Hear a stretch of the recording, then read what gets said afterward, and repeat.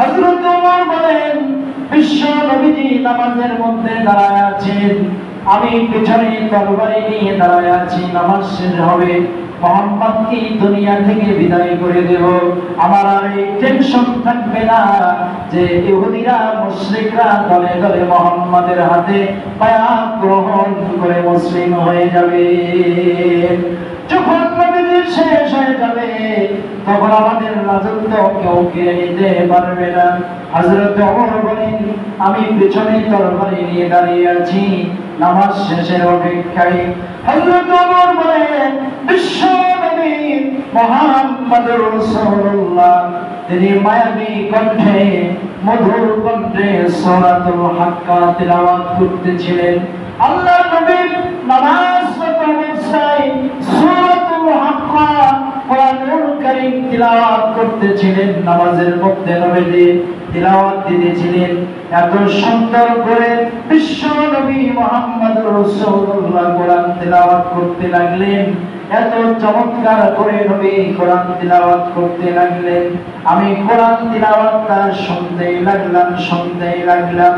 এক পর্যায়ে আমি মনে করলাম, এত সুন্দর করে নবী মুহাম্মদ সাল্লাল্লাহু আলাইহি সাল্লাম কোরআন কেমনে তিলাওয়াত করে। আমি ওমর মনে মনে কল্পনা করলাম, হয়তো এত চমৎকার তিলাওয়াত, এত সুন্দর তিলাওয়াত যারা মুহাম্মদুর রাসূলুল্লাহকে শিখায়া দেয়, যারা নবীকে কোরআন শিখায়া দেয়। আর নবী মুহাম্মদুর রাসূলুল্লাহ এই কথাগুলো তিনি নামাজের মধ্যে তিলাওয়াত করতেছেন, কারণ জিনদের কথা ছাড়া মানুষের কথা তো এত সুন্দর হতে পারে না। হযরত ওমর বলছেন, তাফসীর ইবনে কাসিরের মধ্যে আছেন, হযরত ওমর রাদিয়াল্লাহু তাআলা আনহু বলেন, আমি যখন মনে মনে সংকল্পনা করলাম, আমি যখন এই কল্পনাটা করলাম যে জিনেরা মুহাম্মদকে কোরআন শিখাইয়া দেয়, নাসারা এত সুন্দর করে কোরআন মুহাম্মদ সাল্লাল্লাহু আলাইহি ওয়াসাল্লাম কেমনে পড়ে, এই কথা যখন আমি আমার মনের মধ্যে কল্পনা করলাম, কল্পনা করা মাত্রই মুহাম্মদুর রাসূলুল্লাহ নামাজের মধ্যে আমার মনের অ্যানসার দিয়ে দিলেন। বলি সুবহানাল্লাহ। আল্লাহর নবীজি নামাজের মধ্যে সাথে সাথে ওমরের মনে এক নাম্বার অ্যানসার নবীজি দিয়ে দিলেন। আল্লাহর নবীজি বললেন, ইন্নাহু লাকাউলু রাসূলিন কারীম। সূরা হাক্কা আয়াত নাম্বার 40। আল্লাহর নবীজি বললেন, হে ওমর তুমি শুনে রেখো, এটা কোনো জিনদের কোনো কথা হতে পারে না।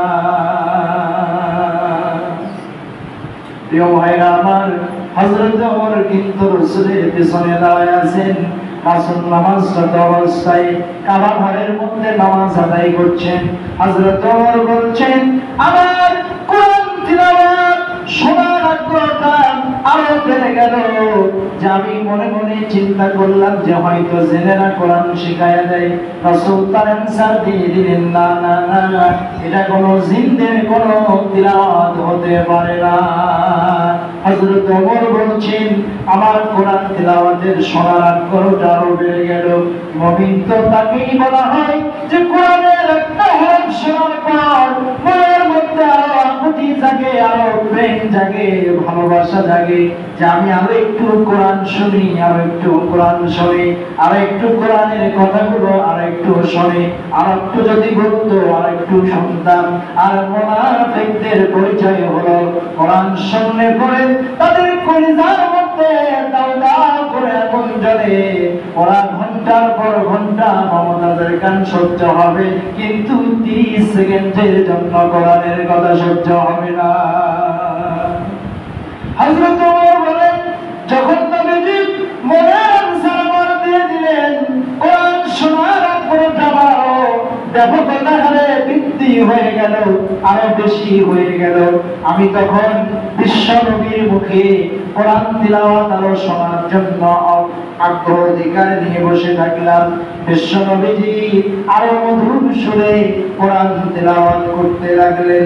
এত সাজায়া সাজায়া চমৎকার করে নবীজি কোরআন তেলাওয়াত করছেন।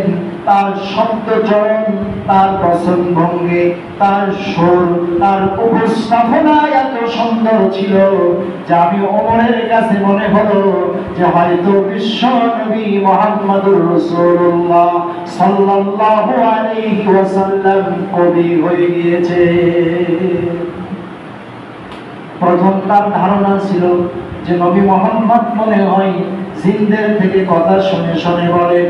এরপরে আমি দ্বিতীয় নাম্বার নবীদের পিছনে দাঁড়া থাকে যে কল্পনাটা করলাম, আমি মনে করলাম নবী মুহাম্মদ হয়তো কবি হয়ে গিয়েছেন। তাছাড়া এত সুন্দর সাজায়া সাজায়া কথা কেমনে বলতে পারে, এত বচন ভঙ্গি দিয়া, এত সুরিত কণ্ঠ দিয়া, এত সুন্দর উপস্থাপন দিয়া নবীজি কবি না হয়ে পারেন না। হয়তো নবী কবি হয়েছেন, এই জন্য এত চমৎকার করে কোরআন উপস্থাপন করছেন।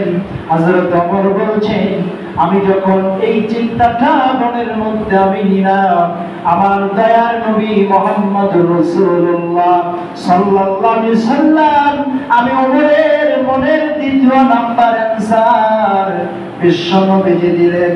আল্লাহ নবী মুহাম্মদুর রাসূলুল্লাহ বললেন, ওয়া মা হুয়া বিকাউলিন শাইরিন কলিলাম মা তুমিনুন। সূরা হাক্কা 41 নম্বর আয়াত। আল্লাহ নবীজি মুহাম্মদুর রাসূলুল্লাহ বললেন, না না না, এটা কোন কবির রচনাও হতে পারে না। ওমা হুয়া বিকাউলিন শাইরিন কলিলাম মা তুমিনুন, না, এটা কোন কবির কথা নয়। হযরত ওমর চিন্তার মধ্যে বললেন, আমি যেটাই চিন্তা করি সেটাই নবী মুহাম্মদ আমার মনের খোরাকটা মিটিয়ে দেন, মনের আনসারটা দিয়ে দেন। হযরত আমিরুল মুমিনিন হযরত ওমর তখনও তিনি কাফের, ইসলাম গ্রহণ করেন নাই। নবীকে মারার জন্য গিয়েছেন তরবারে নিয়ে, থেমে গিয়েছেন, নামাজ পড়তেছেন বিদায়। আল্লাহ নবীজির কোরআন তিলাওয়াত হযরত ওমরকে এত সুন্দর লাগছেন। হযরত ওমর মনে মনে ভাবছেন, আমি প্রথম জিনদের কথা ভাবলাম, নবী মুহাম্মদ আমার মনের আনসার দিলেন জিনদের কথা নয়। আমি দ্বিতীয়তে ভাবলাম হয়তো মুহাম্মদ রাসূলুল্লাহ কবি হয়ে গিয়েছেন। নবীজি উত্তর দিলেন, না, এটা কোনো কবির কথা নয়। হযরত ওমর বলছেন, আমার মনের মধ্যে যখন সংকল্প হলো, আমি মনে মনে ভাবলাম, ঠিক নবীজি আমার মনের কথাগুলো যেহেতু বুঝতে পারছেন, আমার বুঝতে আর বাকি নয়। হযরত ওমর বলছেন, আমার বুঝতে একটু বাকি রইল না, আমি বুঝতে পেরেছি বিশ্বনবী মুহাম্মদুর রাসূলুল্লাহ সাল্লাল্লাহু আলাইহি ওয়াসাল্লাম বলদ হয়ে গিয়েছে। যদি তিনি না হতেন তাহলে তো তিনি আমার মনের কথাগুলো বুঝতেন না, তাহলে ঠিক মুহাম্মদ রাসূলুল্লাহ গণক হয়ে গিয়েছেন। যখন হযরত ওমর বলছেন, আমি এই কথাটা যখন মনে মনে ভাবলাম, বিশ্বনবীজি নামাজরত অবস্থায় আমার মনের আনসার দিয়ে দিলেন। আল্লাহর নবী মুহাম্মদুর রাসূলুল্লাহ বললেন, ওয়ালা বিকাউলিন কাইদিন قليلا ما تذكرون। সূরা হাক্কা আয়াত নাম্বার 42। বিশ্বনবী বললেন, এটা কোনো গণকের কথা নয়, কোনো গণক এটা আলোচনা করতে পারে না। এবার হযরত ওমর আরো টেনশনের মধ্যে পড়ে গেলেন। আমি প্রথমবার ভাবলাম এই কোরআন হলো জিনদের কথা, এটা নবীজি বললেন, না, এটা জিনের কথা নয়। দ্বিতীয়তে ভাবলাম এটা কবির কথা, কিন্তু নবীজি বললেন না, এটা কবির কোনো কথা নয়। আমি ওমর তৃতীয়তে ভাবলাম এটা হয়তো গণকের কথা, কিন্তু নবী মুহাম্মদ আমাকে বলে দিলেন এটা গণকের কথা নয়। যদি এটা জিন্দের কথা না হয়, যদি এটা কবির কথা না হয়, যদি এটা গণকের কথা না হয়, তাহলে কথাটা কার হতে পারে?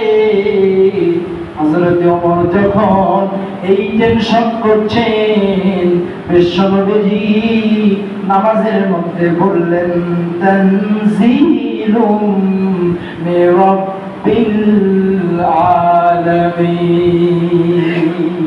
সূরা হাক্কা নাম্বার 44। আল্লাহ নবীজি বললেন, শুনুন, এটা কোনো গণকের কথা নয়, কোনো কবির কথা নয়, কোনো এটা কবির কথা নয়, গণকের কথা নয়, কোনো এটা জিন্দের কথা নয়। এই কথা হলো তানজিলুম মির রাব্বিল আলামিন। এটা হলো আসমানের মালিক, আরশ আজিমের মালিক, তাম পৃথিবীর মালিক আল্লাহ রাব্বুল আলামিন। প্রিয় ভাইরা আমার, কোরআন এরকম হিদায়াত দিয়ে দিয়ে মানুষদেরকে জান্নাতের পথে নিয়েছেন।